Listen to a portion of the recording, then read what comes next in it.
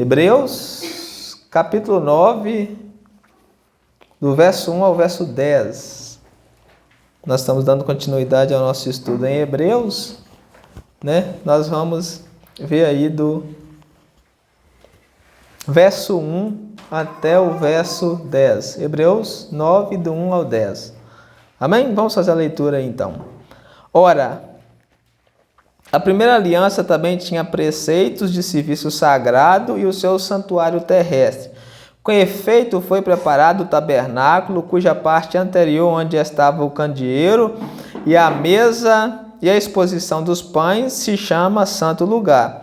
Por trás do segundo véu se encontrava o tabernáculo, que se chama Santo dos Santos, ao qual pertencia um altar de ouro para o incenso e a arca da aliança totalmente coberta de ouro, na qual estava uma urna de ouro contendo maná e o bordão de Arão que floresceu e as tábuas da aliança. E sobre ela os querubins de glória, que com a sua sombra cobriu o propiciatório. Dessas coisas, todavia, não falaremos agora, pormenorizadamente. Ora, verso 6. Ora, depois de tudo isso assim preparado, continuamente entram no primeiro tabernáculo os sacerdotes, para realizar o serviço sagrado. Mas, no segundo, o sumo sacerdote, ele sozinho, uma vez por ano, não sem sangue, que oferece por si pelos pecados de ignorância do povo, querendo com isso dar a entender o Espírito Santo que ainda o caminho do santo lugar não se manifestou enquanto o primeiro tabernáculo continua erigido. É isto uma parábola para a época presente, e segundo esta se oferece tanto dons como sacrifícios, embora estes, no tocante à consciência, são ineficazes para aperfeiçoar aquele que presta culto, os quais não passam de ordenanças da carne, baseados somente em comidas, bebidas e diversas abluções impostas até o tempo oportuno de reforma. Deixa aberto aí, vamos orar, porque o Senhor nos ilumina. Logo em seguida nós continuaremos com a exposição. Senhor Pai Santo, mais uma vez nós viemos diante de Ti, em nome do nosso Senhor Jesus Cristo, te pedir graça, ó Deus. Mais uma vez nós necessitamos de graça, Senhor. Nós necessitamos de sabedoria, de conhecimento para ouvir a Sua palavra. Olhe por nós, Senhor, olhe pelos irmãos, olhe por todos que estão aqui para que eles possam ouvir e compreender a Sua palavra, Senhor. Quebranta o coração de todos, amoleça o coração de todos, para que essa semente, Senhor, ela possa cair em uma terra firme, Senhor, para que ela possa cair em uma terra boa e dar muitos frutos. Eu rogo também por mim, Senhor, que sou mais inferior dos seus servos, Senhor, que estou aqui para ministrar a Sua palavra. Mas eu venho aqui crendo, Senhor, que da mesma maneira que o Senhor fez de outras formas, em outras épocas, com os apóstolos, o Senhor pode fazer também com o seu servo essa noite. Então eu te peço, ó Deus, me encha do Espírito Santo, para que com intrepidez, Senhor, possa anunciar a Sua palavra, Senhor, que com intrepidez, com o poder do Espírito Santo, eu possa anunciar a Sua palavra para que todos possam entender que Tu, Senhor, és Deus, que não há outro além de Ti. Eu sei que de mim mesmo não há nada que eu possa oferecer para esse povo, mas se o Senhor estiver comigo, se o Senhor falar pela boca do seu servo, eu sei que esse povo receberá, Senhor, o alimento puro, genuíno para as suas almas. Por favor, ó Deus, é nessa esperança que eu venho a Ti, no nome do nosso Senhor Jesus Cristo, te pedir, nos ilumina, Senhor, me ilumine essa noite para que de forma simples eu possa pregar a Sua palavra, para que o seu povo possa entender e dar graças e louvores ao seu santo nome. Em nome do nosso Senhor que eu te peço, ó Deus. Amém. Nós estamos dando continuidade, né, à nossa série de estudos em Hebreus, né, que é uma epístola fabulosa. Todos nós que estamos estudando essa epístola compreendemos que essa epístola é uma epístola fabulosa. A epístola aos Hebreus ela é tão fabulosa que ela é conhecida entre os estudiosos como sendo o quinto evangelho, né? Porque os 4 evangelhos contam a história de Jesus na terra, o seu andar, as suas curas, o seu ministério terreno. Mas a epístola aos Hebreus, ela conta a história do ministério de Jesus no céu, né? A epístola aos Hebreus, ela nos mostra o ministério que Jesus Cristo está, nesse exato momento, efetuando, elaborando no reino dos céus, como sumo sacerdote, né, como nosso grande sumo sacerdote. Então, a epístola aos Hebreus, ela é fabulosa, porque ela nos mostra a obra que Cristo está desempenhando a nosso favor lá nos céus. Nós temos um sumo sacerdote, um advogado, que sempre vive para interceder por nós, para que nós não venhamos cair, para que nós não venhamos andar em pecados e em tentações. O objetivo do autor aos Hebreus, todo mundo já sabe qual que é o objetivo que o autor escreveu essa epístola.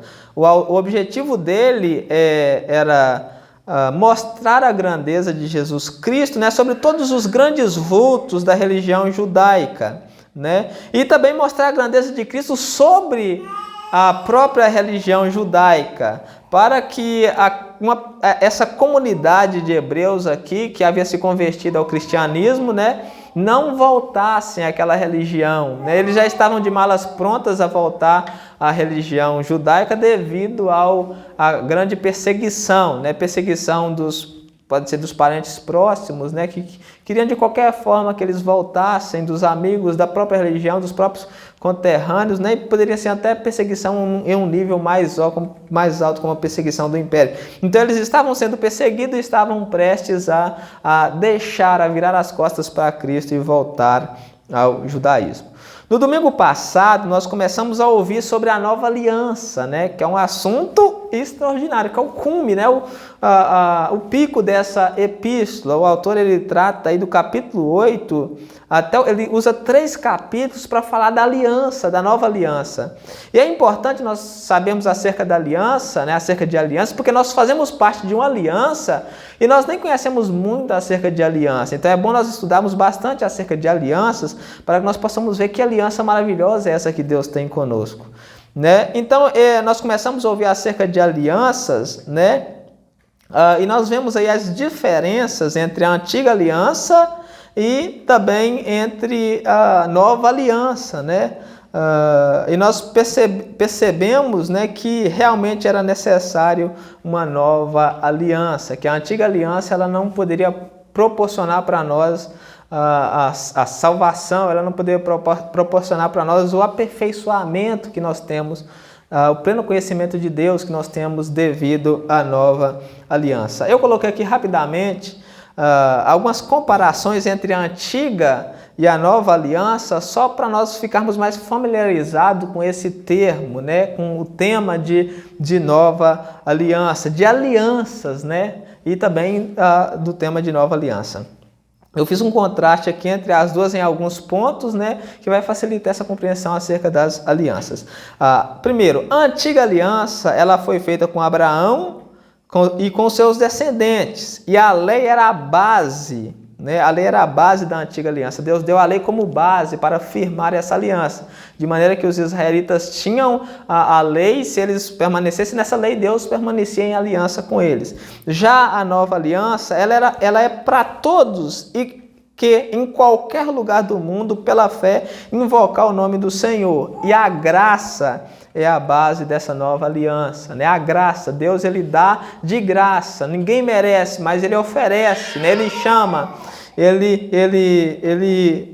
graciosamente ele nos chama a participar dessa aliança pelo arrependimento e pela fé no Senhor Jesus Cristo. Segundo, a antiga aliança ela era defeituosa. Por quê? Pois ela não podia aperfeiçoar homem nenhum. Nós estudamos também que era necessária uma nova aliança, porque a antiga aliança ela era defeituosa, ela cobrava, né, muito do pecador, ela exigia a obediência total do pecador, só que, porém, ela não capacitava o pecador a observar a lei.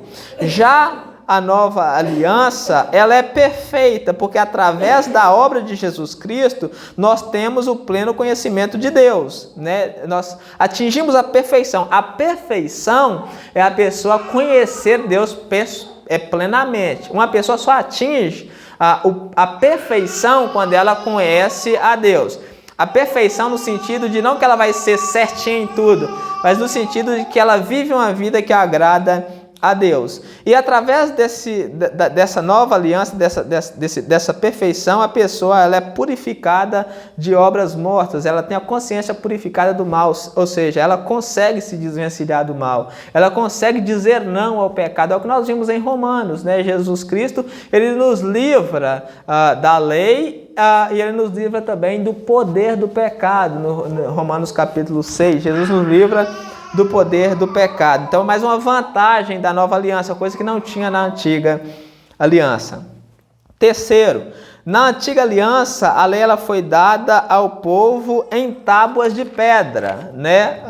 Quando Moisés sobe no Monte Sinai, Deus ele escreve a sua lei e dá para Moisés em 2 tábuas de pedras. Uma tábua continha 5 mandamentos e na outra tábua continha mais 5 mandamentos. Na nova aliança, a lei ela foi escrita na mente e no coração de todos aqueles que fazem parte dessa nova aliança. Olha para vocês verem a diferença, né? Enquanto a pessoa tinha a lei nas tábuas dentro da Arca da Aliança, nessa nova aliança que Deus tem conosco, a lei está dentro na nossa mente e no nosso coração. Deus traz a lei para dentro de nós nessa nova aliança, de maneira que o crente verdadeiro, ele não peca porque ele tem a lei na mente e no coração. Ele teme, né? Ele não esquece, né? O crente que esquece a lei de Deus, né? Isso é muito terrível, porque se ele esquecer o que é certo e o que é errado, ele pode fazer o errado. Então Deus trouxe para dentro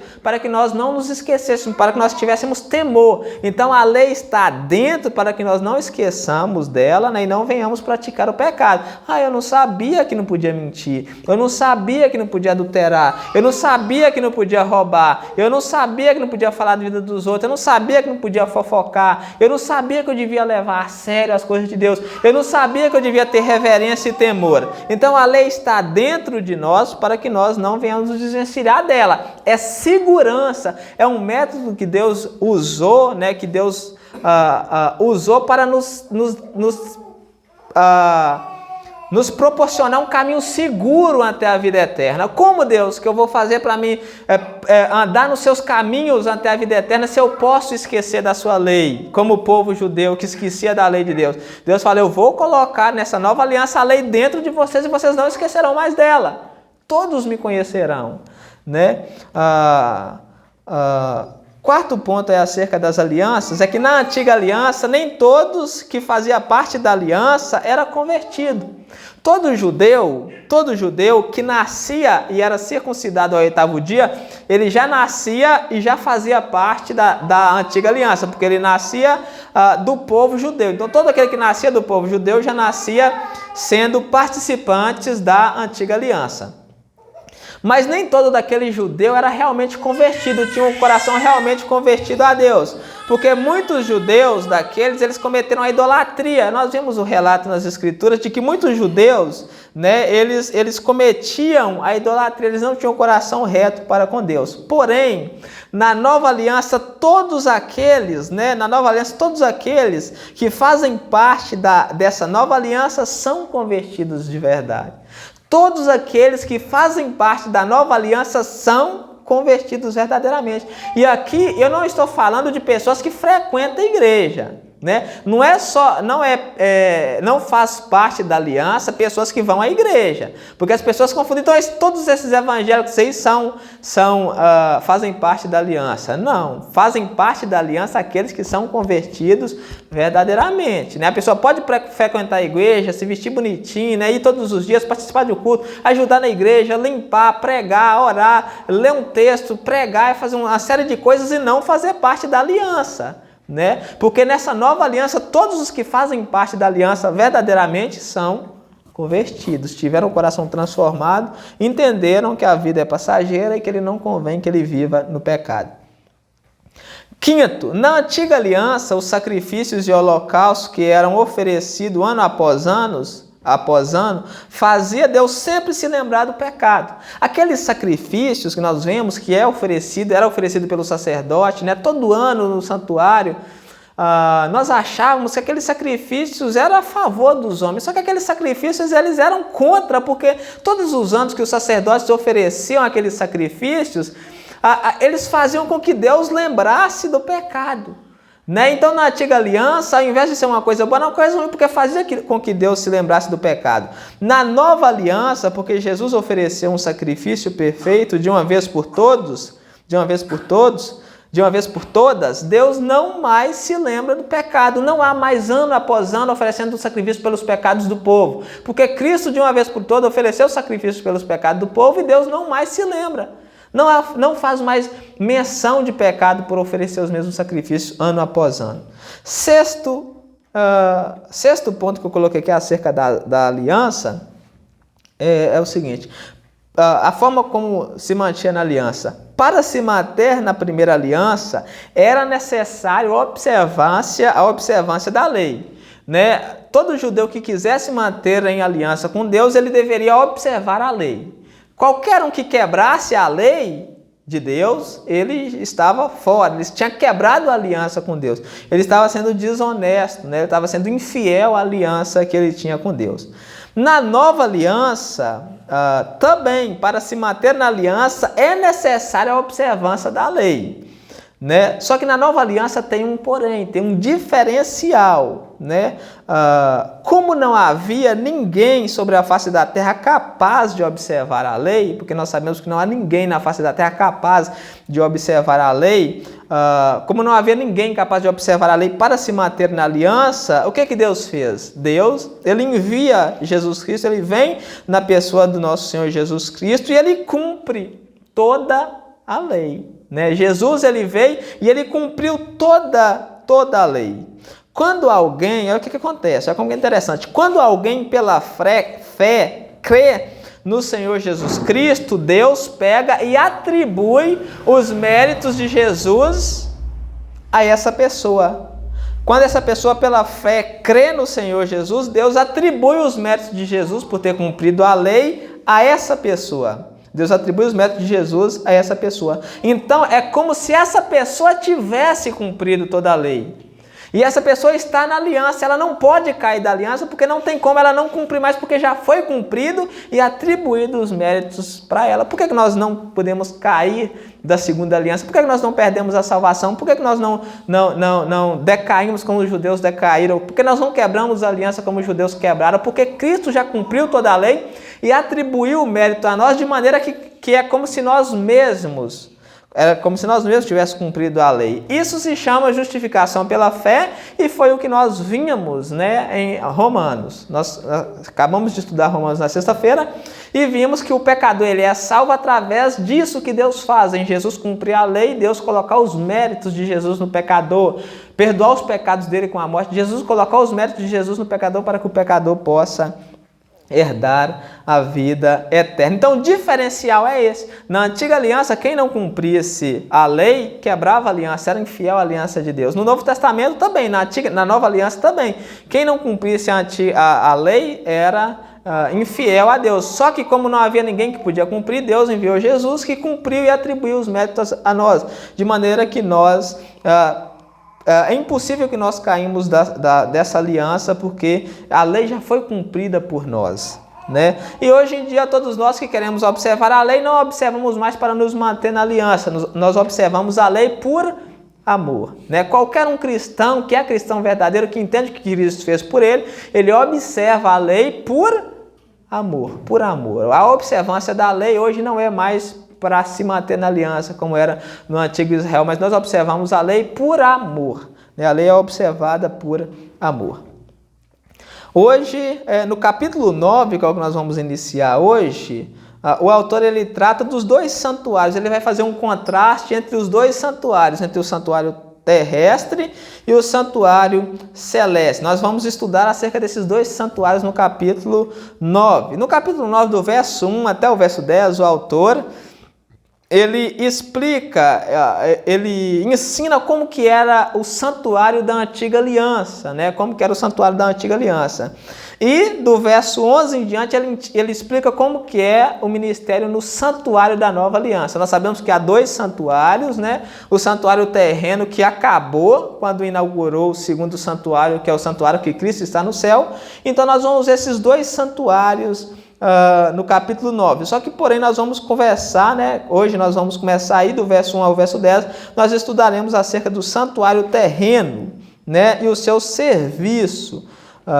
E no próximo culto, se Deus nos abençoar, nós estudaremos aí acerca do santuário celeste. Nós estudaremos acerca do santuário celeste. Então nós vamos ver aí como que funcionava o santuário terrestre, o santuário da antiga aliança, porque as duas alianças há um santuário. Primeiro ponto que nós vemos aí é em que constituía o culto da primeira aliança. O culto da primeira aliança, ele constituía em duas coisas, em preceitos de serviço sagrado e no seu santuário celeste. É o que nós vemos aí no verso 1, diz assim, ora, a primeira aliança também tinha preceitos de serviço sagrado. É nisso o primeiro ponto que constituía o culto, né? Os preceitos de serviço sagrado. O que seriam esses preceitos?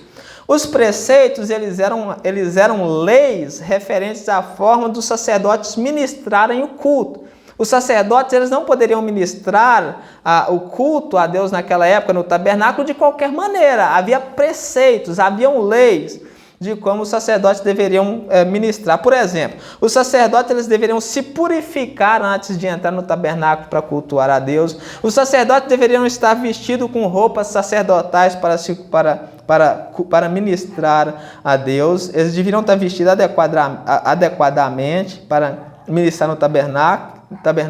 Deus dá preceitos acerca dos pães. Os pães tinham uma receita que deveria ser observada, né? Nós vemos em Malaquias que se não observasse a receita dos pães, os pães eram o quê? Pães imundos, né? Porque os judeus não colocaram os ingredientes todos nos pães, eram pães imundos. O incenso também havia uma receita para se fazer o incenso. Se não fizesse o incenso do jeito que os preceitos mandavam, era um incenso estranho, incenso imundo. Então havia preceitos, né, com relação de como eles deveriam servir, né? Havia leis acerca de como deveria se ministrar nos sacerdotes. Ele diz preceitos de serviço. Por que serviço? Porque os sacerdotes, os levitas, eles estavam sempre servindo a Deus de dia e de noite no tabernáculo. Isso era o serviço deles. Aquela tribo de Levi, ela ficava unicamente encarregada de servir a Deus. Era o serviço deles. Por isso que ele fala preceitos de serviço e, por fim, sagrado. Por que sagrado?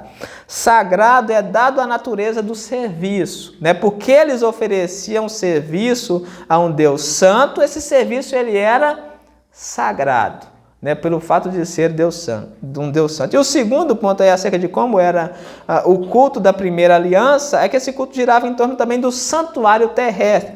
Final do verso 1, na preceito de serviços sagrados e o seu santuário terrestre. E o seu santuário terrestre. O santuário terrestre era onde se oferecia o culto a Deus, onde que os sacrifícios eram oferecidos, onde que a expiação pelo povo era oferecida, onde que os pães eram postos e etc. Onde que era feito todos os ritos e sacrifícios eram ministrados, né? Esse santuário terrestre era uma cópia do santuário celeste que Deus deu para Moisés no Monte Sinai e exigiu que Moisés fizesse de acordo com aquela cópia que ele havia dado. Nessas duas coisas consistia o culto da primeira aliança, né? Nos preceitos de serviço sagrado e no seu santuário celeste. A antiga aliança girava em torno disso, dessas leis relacionadas ao serviço e também no tabernáculo. O culto era aquilo, né? O culto era isso. A segunda coisa que nós vemos aqui é acerca da divisão do tabernáculo. Como que era o tabernáculo? Eu já passei um vídeo uma vez lá na roça mostrando, né, de como que era o tabernáculo.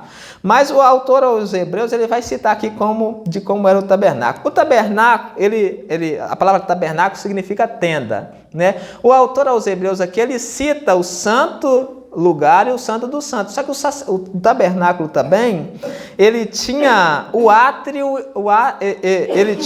exterior. O átrio exterior era onde o povo podia ir, onde que o povo podia entrar, o povo levava os sacrifícios ali, os sacerdotes analisavam aqueles sacrifícios, eles degolavam, eles ofereciam aquele sacrifício a Deus. No átrio exterior havia o altar de bronze, né, onde que os sacrifícios eles eram queimados a Deus, e também havia no templo, chamava-se mar de fundição, e no tabernáculo era a pia de bronze, onde que o sacerdote se lavava antes de entrar no santo lugar.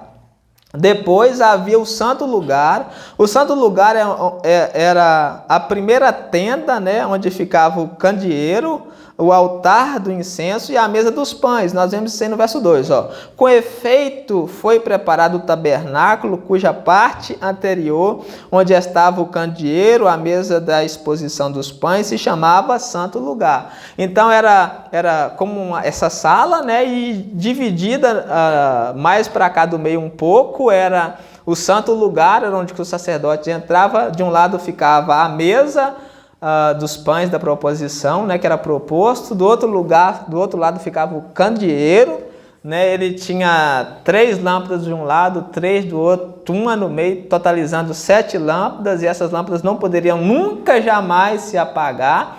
O fogo delas deveriam queimar para sempre. E no meio havia o altar do incenso, onde que os sacerdotes queimavam o incenso, né?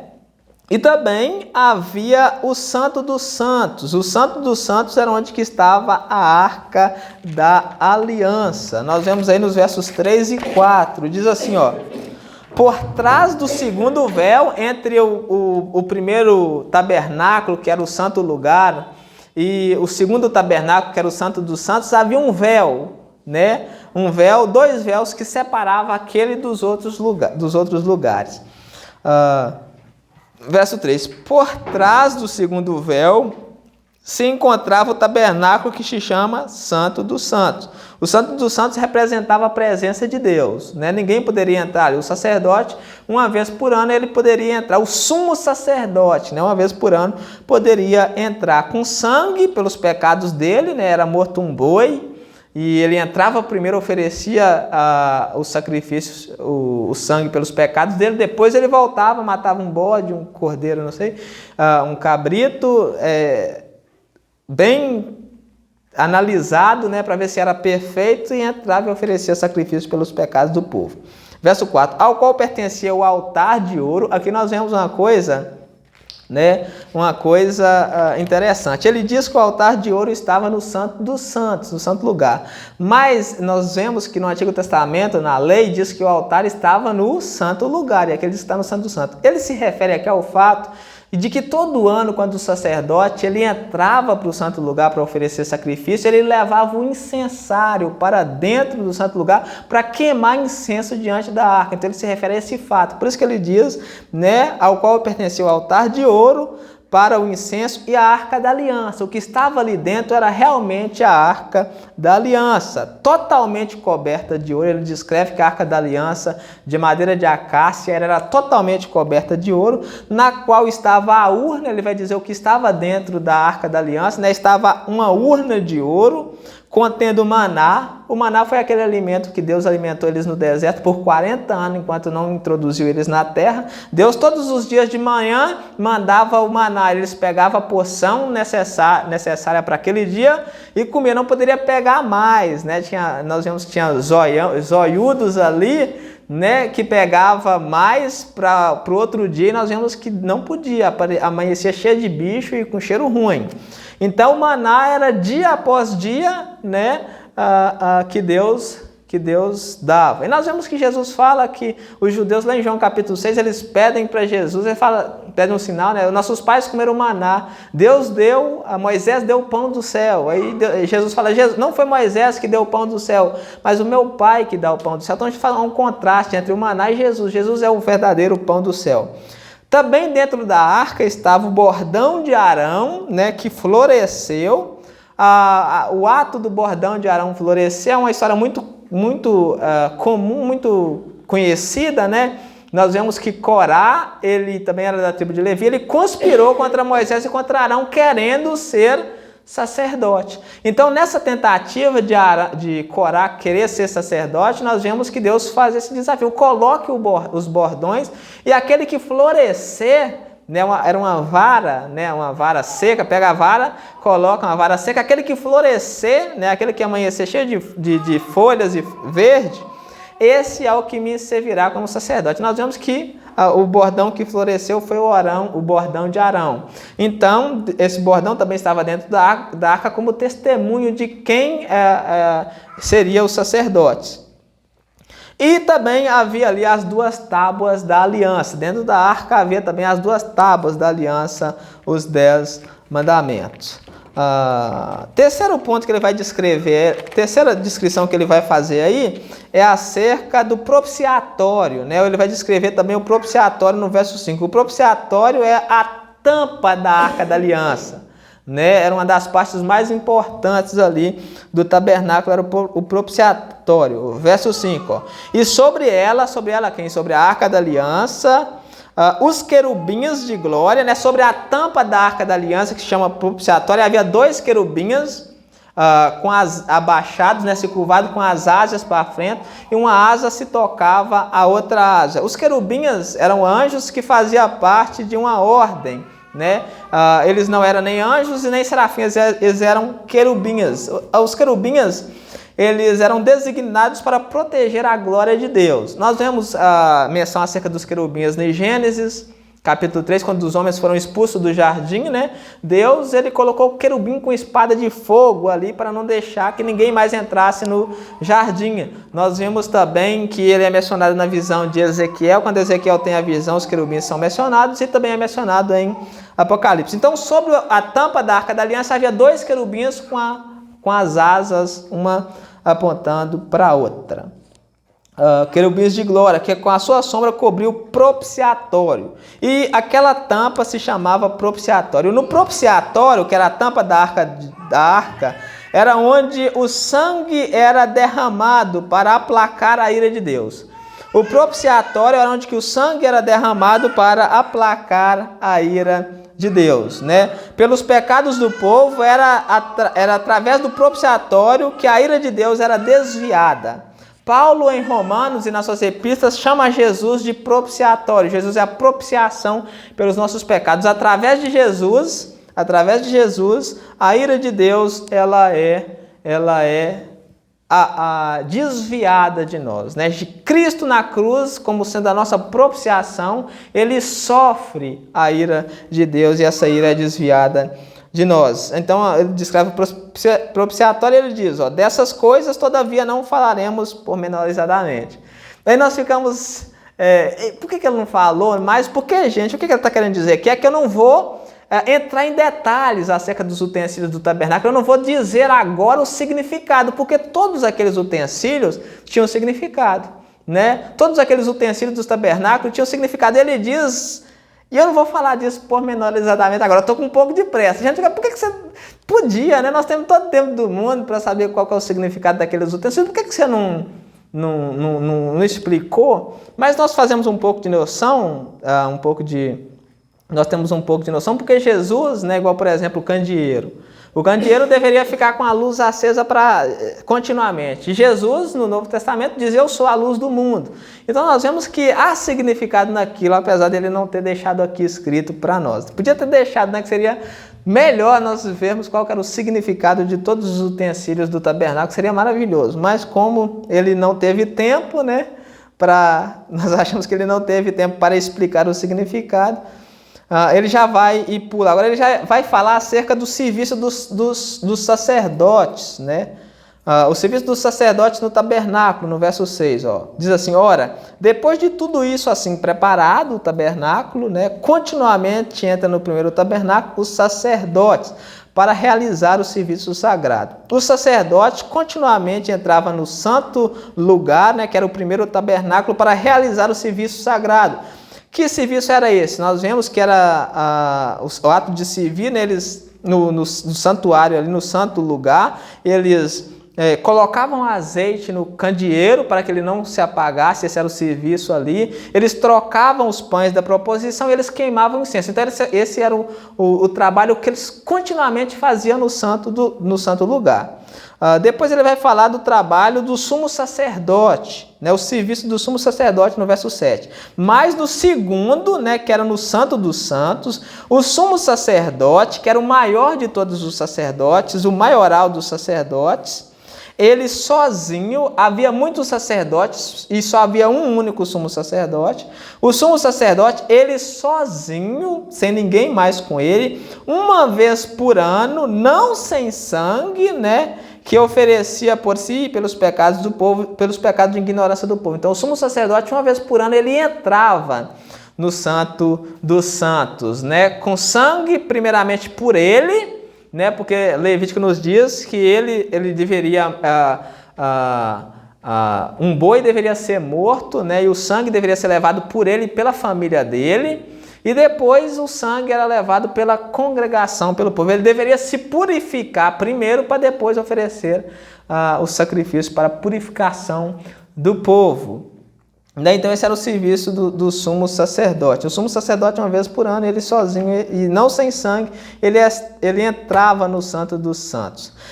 Esse era os trabalhos e ritos, né, e símbolos do tabernáculo terrestre. O que nós vimos aqui eram os trabalhos, os ritos e os símbolos que eram normalmente feitos ali no tabernáculo terrestre. Nós acabamos de ver como funcionava o culto da antiga aliança. Do verso 6 ao verso 10, o autor ele vai dar interpretação daquele culto, né? Ele vai dar interpretação daquele culto e nós vemos 4 coisas aqui. 4 coisas acerca dessa interpretação. A primeira coisa que nós vemos aqui é que o caminho para Deus não havia sido manifestado enquanto o primeiro tabernáculo continuasse erigido. Enquanto o primeiro tabernáculo continuasse funcionando, o caminho para Deus estava fechado, porque havia um véu ali e todo aquele sacerdote que impediu o povo de ir a Deus. Vocês percebem que o tabernáculo estava lá, os sacerdotes estavam ministrando e o Santo do Santo ninguém poderia, o sumo sacerdote, uma vez por ano ele entrava ali, ou seja, significando que aquele caminho estava fechado. É o que ele diz aí no verso 8, ó. Querendo com isso, né, dar a entender, o Espírito Santo, é o Espírito Santo que revela isso, o Espírito Santo queria dar a entender que o caminho do santo lugar não se manifestou enquanto o primeiro tabernáculo continua erigido. Enquanto aquele primeiro tabernáculo, enquanto a primeira aliança continuasse em vigor, o caminho para Deus não tinha sido manifesto ainda. Aqueles sacerdotes, o tabernáculo, todas aquelas cerimônias impediam o povo de ir até Deus, né? No Antigo Testamento nós sabemos que o povo ficava lá fora do tabernáculo, eles não podiam ir no Santo dos Santos, na presença de Deus, qualquer um que entrasse ali morria. Enquanto aquele tabernáculo continuava erigido, né, o povo estava distante de Deus. Quando ele foi derrubado, né, quando ele perdeu, foi excluído, o caminho foi aberto. Nós vemos que quando Jesus morre, o que acontece?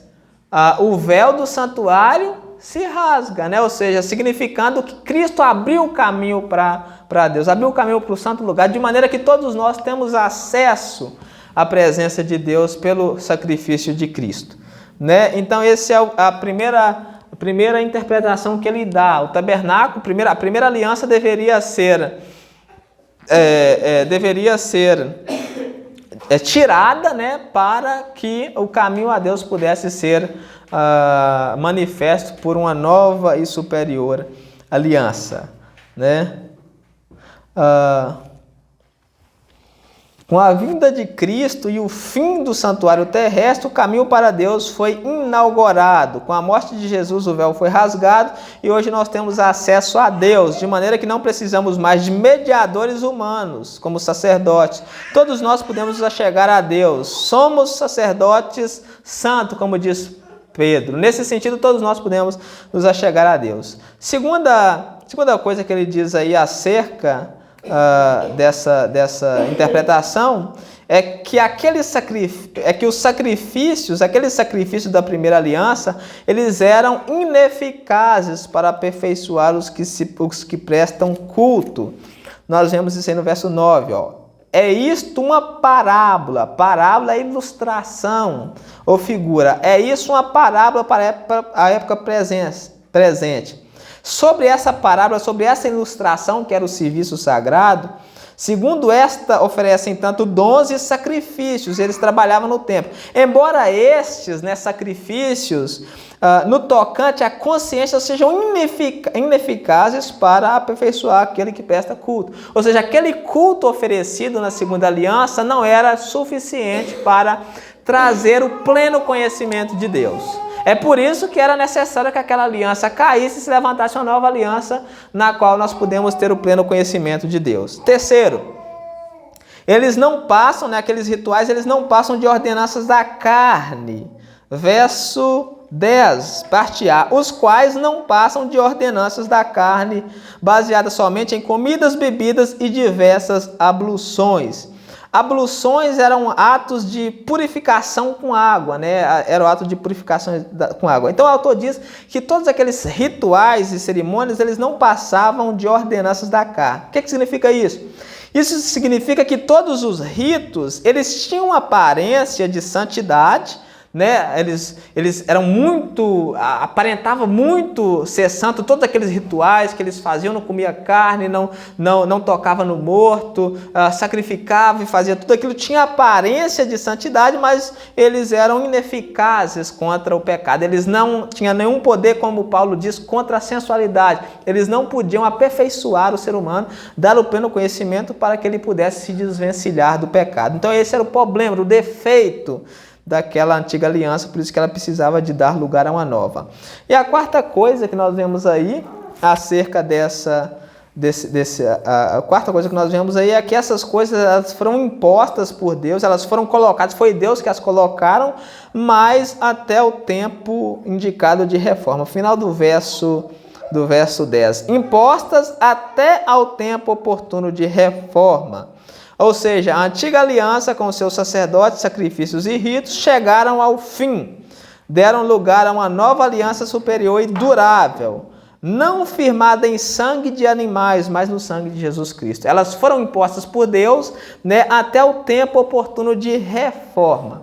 Ou seja, elas foram colocadas ali para simbolizar como uma parábola. Elas eram uma figura, né, para representar a verdadeira aliança, que era a aliança inaugurada no sangue de Jesus Cristo, quando Jesus Cristo viesse.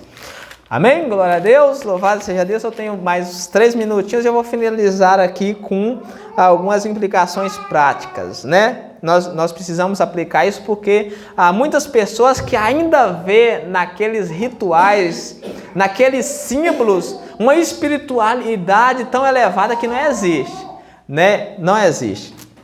Apesar da Bíblia dizer que o culto do Antigo Testamento ele era provisório, e chegou ao fim com a vinda de Cristo, ainda há pessoas no meio evangélicos que vê naqueles símbolos uma espiritualidade que eles não têm.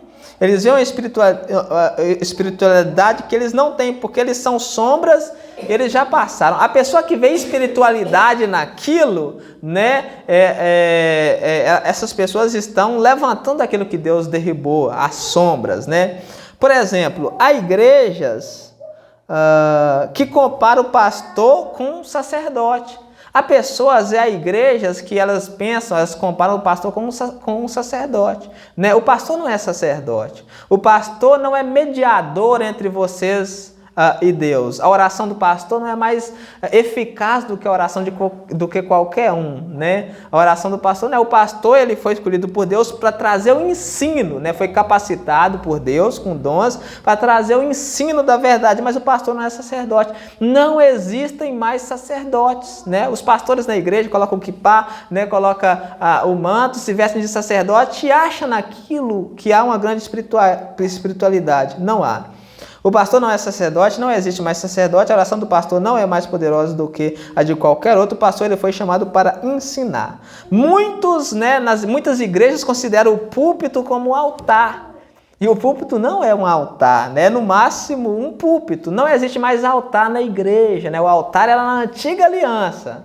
Na nova aliança não tem mais altar, né? É um púlpito, o que nós chamamos isso aqui o lugar alto, O lugar alto não é um altar, né? Que é o púlpito, onde que nós pregamos a palavra de Deus. Não existe mais altar. O altar é onde que era oferecido o sacrifício, né? Nós sabemos que para nós só existe um sacrifício, que foi o sacrifício de Cristo. Então não precisa mais de altar, sendo que não há mais sacrifício, né? Então a igreja ela não tem altar, a igreja tem púlpito. O púlpito era um objeto de madeira, né, comum. Nós não podemos repetir a antiga aliança atribuindo santidade a objetos. A antiga aliança ela atribuía santidade a objetos. Nós não podemos fazer isso, atribuir santidade a objetos.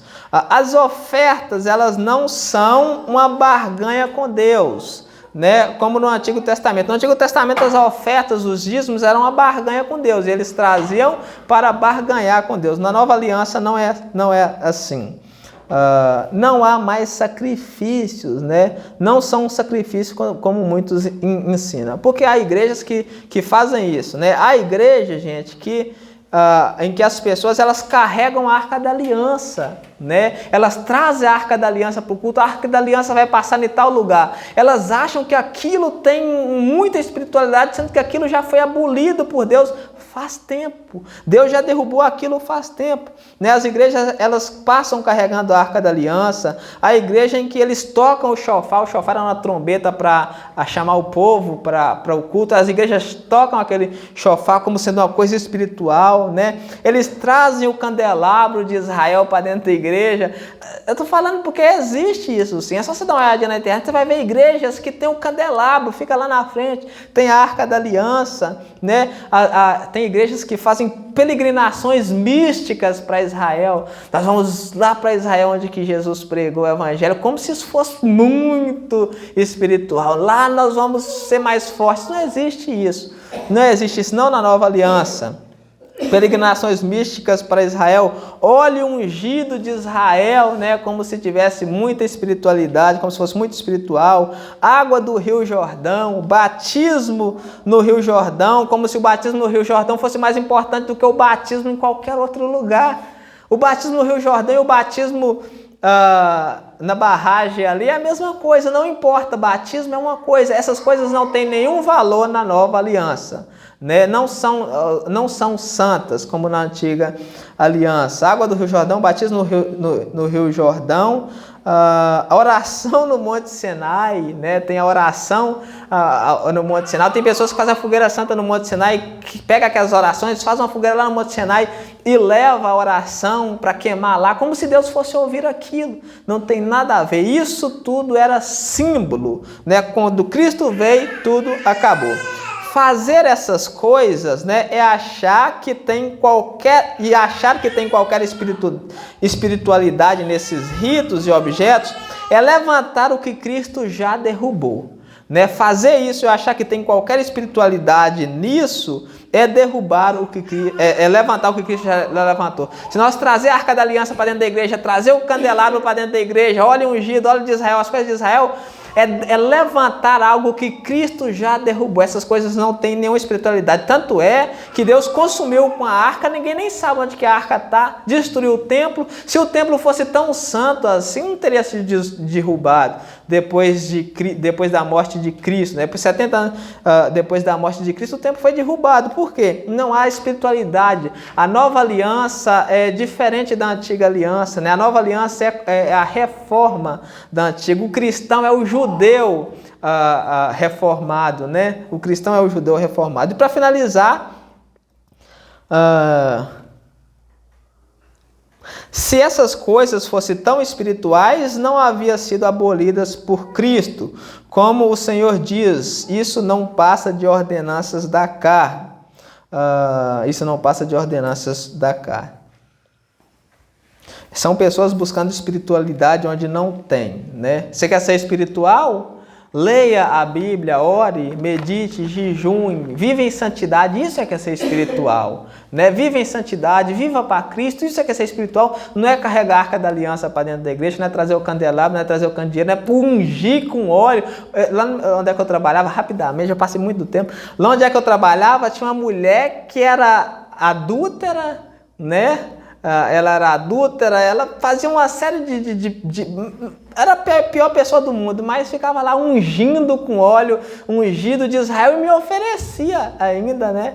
Eu falo, não precisa, eu não acredito nessas coisas, não. A santidade, a espiritualidade é você se desvencilhar do mal, é você se arrepender dos seus pecados, é crer no Senhor Jesus Cristo, viver para a honra da sua glória, deixar o mal, deixar o pecado. Isso é ser espiritual. Amém? Vamos orar?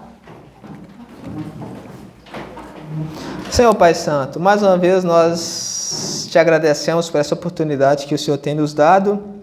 Nós te agradecemos porque o Senhor trouxe essa palavra maravilhosa aos nossos ouvidos, Senhor, que nos edifica muito saber que o Senhor Jesus é mediador dessa nova e superior aliança que nos beneficiou de tal e de tal maneira. Muito obrigado, Senhor, por tudo que o Senhor tem feito nas nossas vidas. Muito obrigado pela sua graça, pela sua misericórdia.